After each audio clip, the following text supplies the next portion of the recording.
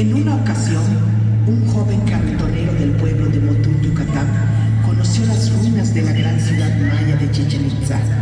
Aquel joven se llamaba Felipe Carrillo Puerto. Tanin Shimba Ticubejilo Xitas. Andando por este camino de Xitas, trabajando como ustedes trabajan para ganarme el sustento, un vigilante de estas ruinas me dijo: ¿por qué no vienes unos instantes a Chichén para que veas las grandes obras hechas por los grandes hombres antiguos? Abandoné mis carros en el pueblo por unas horas y llegué a las ruinas. No puedo expresarles lo que sucedió en mi corazón. Pasé 4 días llorando en este lugar y en muchos otros. Y sentí el alma llena de una enorme amargura. Y fue entonces cuando me pregunté: ¿hasta qué tiempo esas obras podrán ser conocidas por todos? ¿Y qué tiempo más pasarán ignoradas para la mayoría las obras de esos hombres antiguos?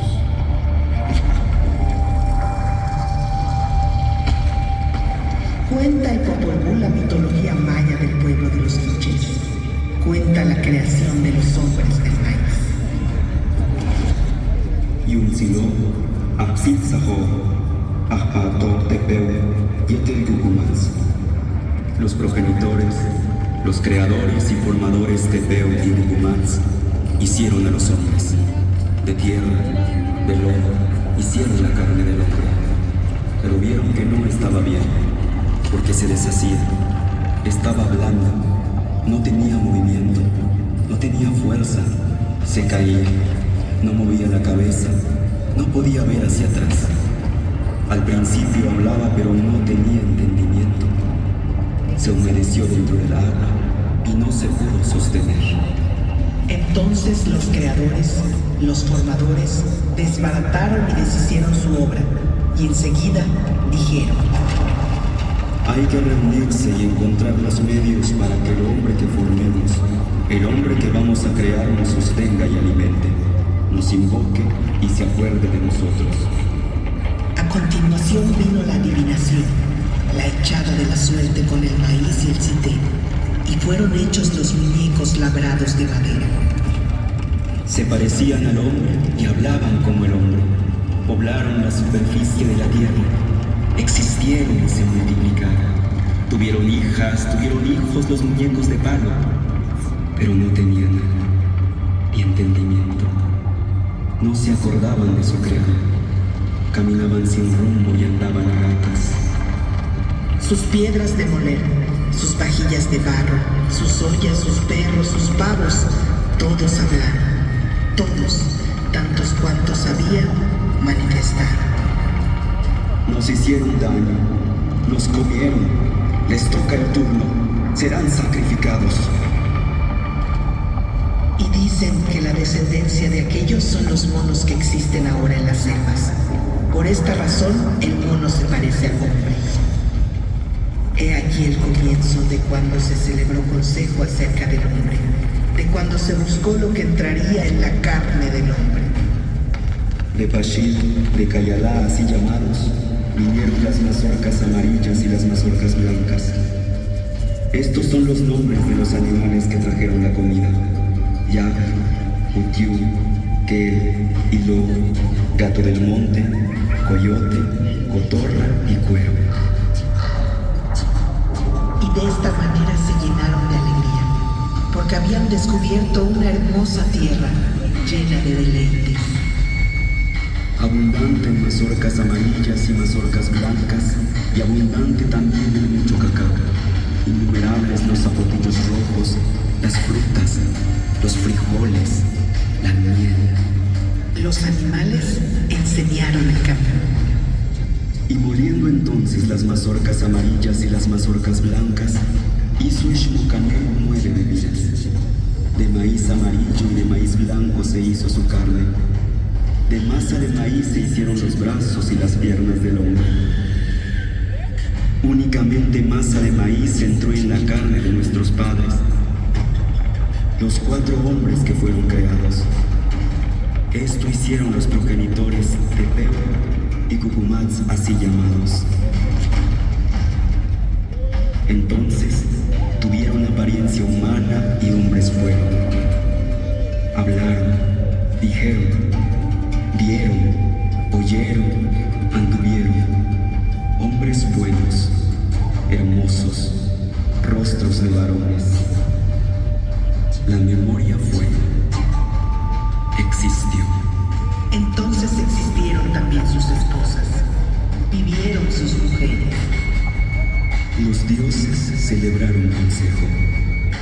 Así, durante su sueño, los cuatro recibieron mujeres verdaderamente bellas.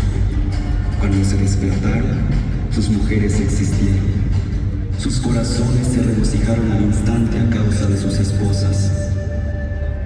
Así fueron creados nuestros abuelos, nuestros padres, por el corazón del cielo, por el corazón de la tierra.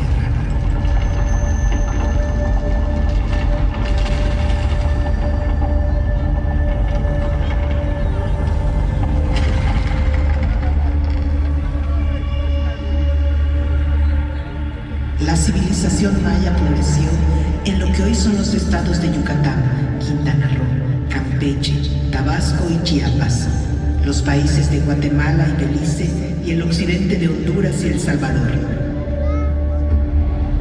Hace al menos unos 4.000 años, grupos de recolectores y cazadores iniciaron su vida agrícola.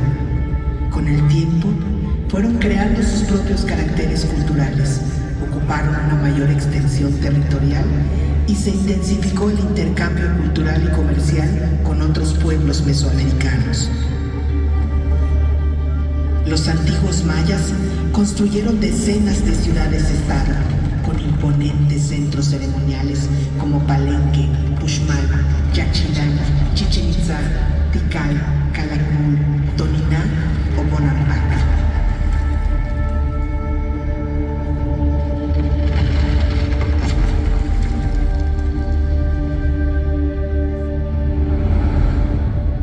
Al igual que otros pueblos de Mesoamérica, los gobernantes mayas también eran líderes religiosos. Lo terrenal era una réplica de lo divino.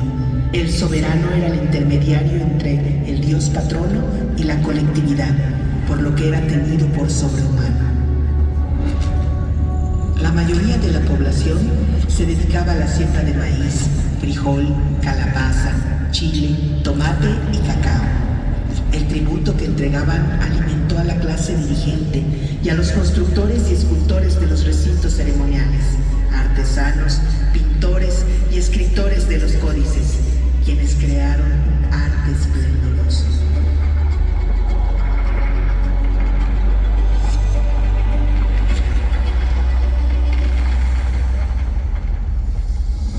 Esta es la ciudad de Chichén Itzá, una de las más imponentes urbes construida por los antiguos mayas. Su mayor esplendor tuvo lugar entre los años 900 y 1200 de nuestra era, cuando llegó a ser habitada por más de 50.000 personas. Es una ciudad cosmopolita y diversa, corazón de toda la península. El espectacular juego de pelota de Chichén Itzá es uno de los más grandes de entre las antiguas ciudades mesoamericanas. En un enorme friso, la cabeza del perdedor decapitado representa la pelota para el juego, un sacrificio humano necesario para el orden divino. Esta construcción fue diseñada para observar la bóveda celeste.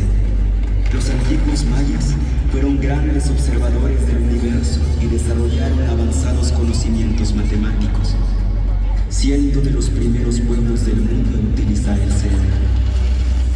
Los calendarios mayas son probablemente los más complejos que ha creado la humanidad.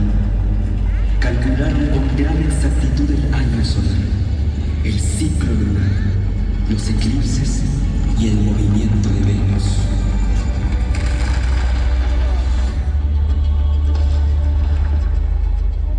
Entre las deidades más veneradas por los mayas está Char, el dios del agua y de la lluvia, y quien le abre camino, Kukulcán, la serpiente emplumada, también conocido como Quetzalcóatl, Cucumatz o Xhosa. A partir del siglo IX, por influencia del centro de México, los mayas de Chichén Itzá integraron a su cosmogonía a Kukulcán, divinidad que domina esta gran pirámide. Se les fue, ¿no? Ah, no. En su interior existe un pasadizo que lleva a 2 bóvedas, donde fue encontrada una representación del jaguar, animal sagrado maya, y la escultura conocida como Chacmol, un mobiliario ritual que su uso y significado sigue siendo un gran misterio. Cada solsticio de primavera, en esta pirámide se observa descender a Kukulcán, ser divino que provoca el flujo de las sustancias entre el mundo de los dioses y el mundo de los hombres.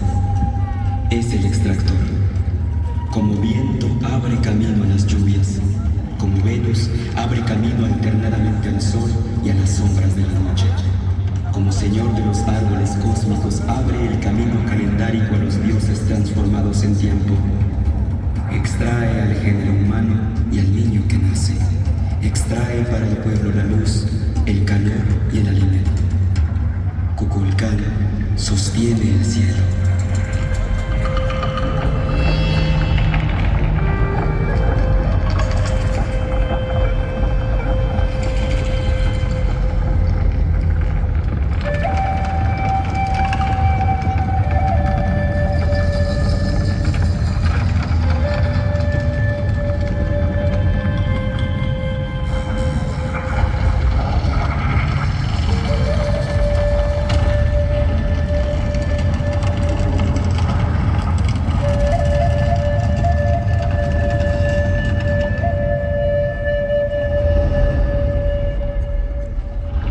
En su afán de imponer una nueva religión, los conquistadores españoles destruyeron decenas de códices mayas. Hoy solo conocemos 3 y algunos escritos posteriores a la conquista. Los Chilambala cuentan las alianzas, guerras y migraciones de los pueblos de la península de Yucatán, así como las profecías de un tiempo que consideraban cíclico. Narran la historia de los Itzáes, brujos del agua, constructores de Chichén Itzá. También cuentan la llegada de los españoles.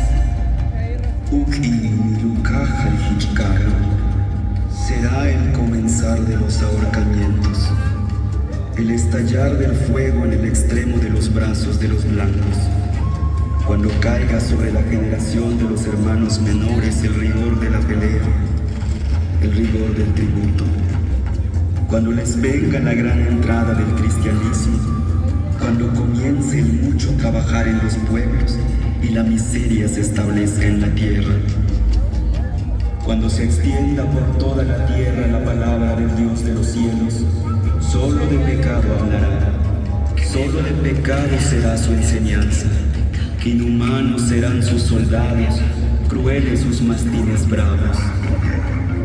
Ay, entristezcámonos porque llegaron.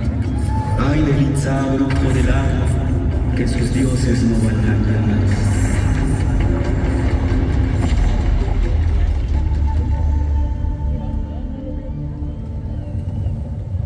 Durante muchos años, el pueblo maya resistió a la colonización, manteniendo vivas sus tradiciones, lengua y costumbres. Sin embargo, durante la colonia se formó una casta que dominó la península por mucho tiempo. A finales del siglo XIX, durante el Porfiriato, esos grandes dueños y señores de la tierra extendieron el cultivo del enequén. Los campesinos que antes tenían cierta libertad de sembrar sus propias parcelas fueron arrastrados a las haciendas, donde nacían y crecían como peones acasillados. Los mayas, junto con miles de indígenas capturados en el estado de Sonora, fueron sometidos a la esclavitud por deudas, a trabajos forzados, a castigos corporales y a un profundo desprecio por su cultura. Una sentada así justificaba el maltrato. Es necesario pegarles, es muy necesario, porque no hay otro modo de obligarlos a hacer lo que uno quiere. ¿Qué otro medio hay para imponer la disciplina en las fincas? Si no los golpeáramos, no harían nada. Contra esas condiciones, los mayas se rebelaron.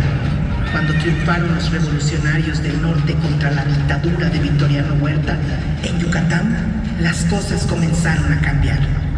En 1915, el general Salvador Alvarado es nombrado gobernador provisional de Yucatán con la encomienda de llevar a cabo el programa de la revolución. Carrillo Puerto lleva 2 años en el Ejército Libertador del Sur. Aprende de la lucha de los zapatistas y ayuda a repartir la tierra en la región de Cuautla.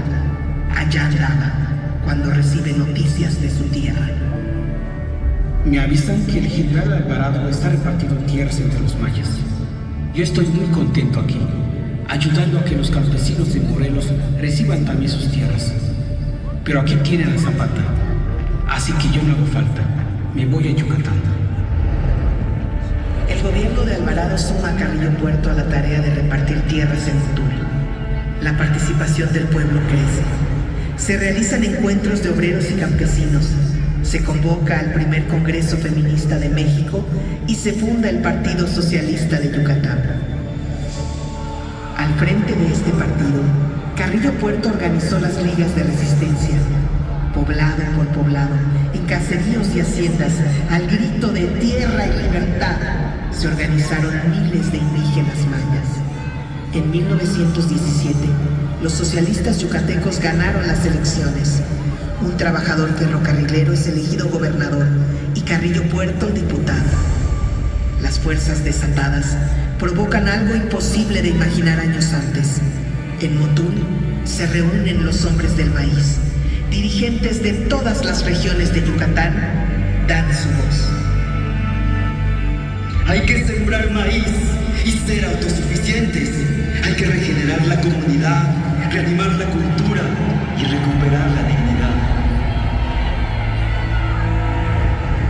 Los hacendados enequeneros defienden sus privilegios y desde los tradicionales periódicos atacan al gobierno socialista. El presidente Carranza se inclina a favor de la oligarquía local, detiene las primeras reparticiones de tierra y envía a un nuevo responsable del Ejército Federal a Yucatán, que reprime a los dirigentes de las ligas de resistencia. Carrillo Puerto denuncia la restauración conservadora en Yucatán y sale exiliado a la Ciudad de México.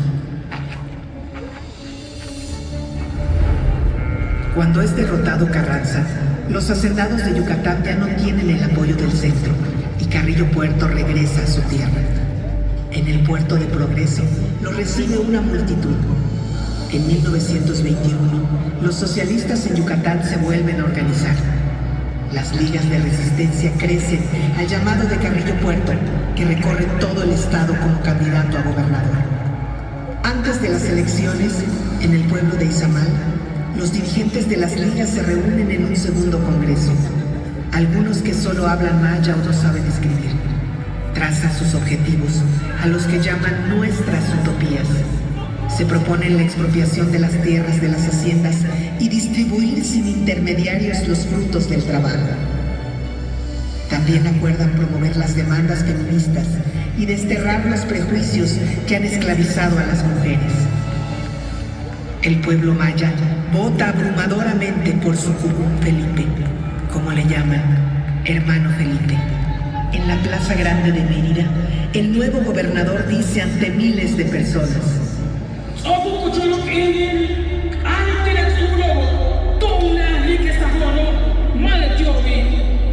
ha llegado el momento de decirle a los señores que somos nosotros los constructores y no ellos. Hay que decirles que sin los trabajadores no existiría esta catedral suntuosa, que sin los trabajadores no existiría este palacio, que sin los trabajadores no existirían los ferrocarriles.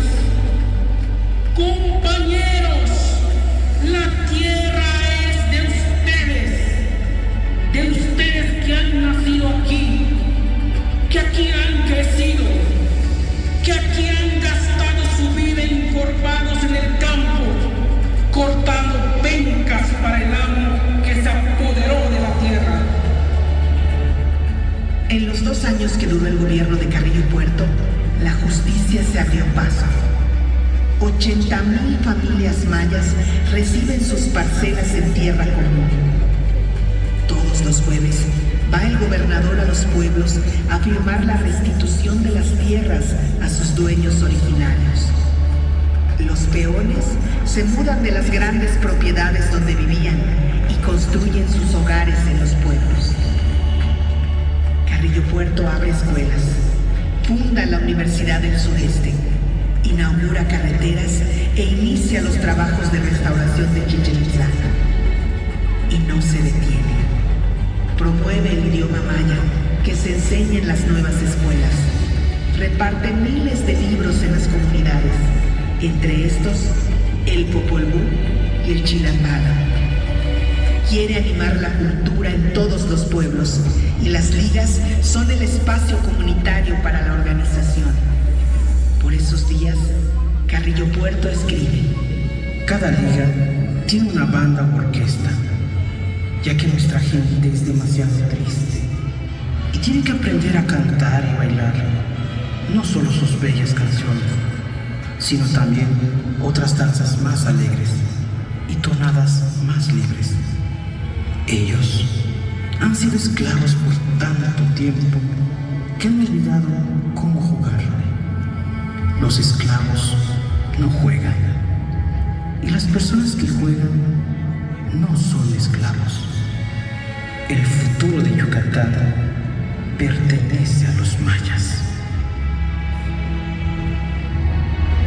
Pero la rebelión de Adolfo de la Huerta contra Obregón y Plutarco Elías Calles da el pretexto para que los hacendados de Yucatán promuevan un golpe de estado contra Carrillo Puerto. Los viejos dueños de Yucatán, la casta acostumbrada a mandar, no tolera el gobierno del pueblo. Los militares al servicio de los hacendados toman Mérida.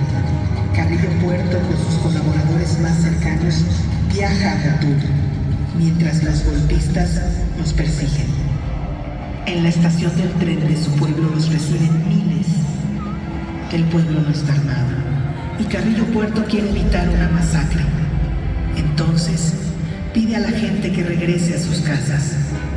En su escape busca el mar para embarcarse, pero es capturado y sometido a un juicio sumario.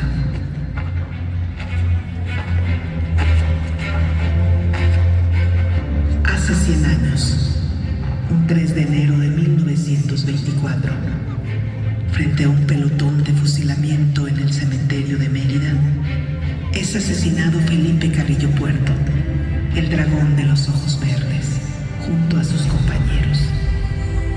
Hasta hoy, se canta en su memoria en muchos rincones de Yucatán.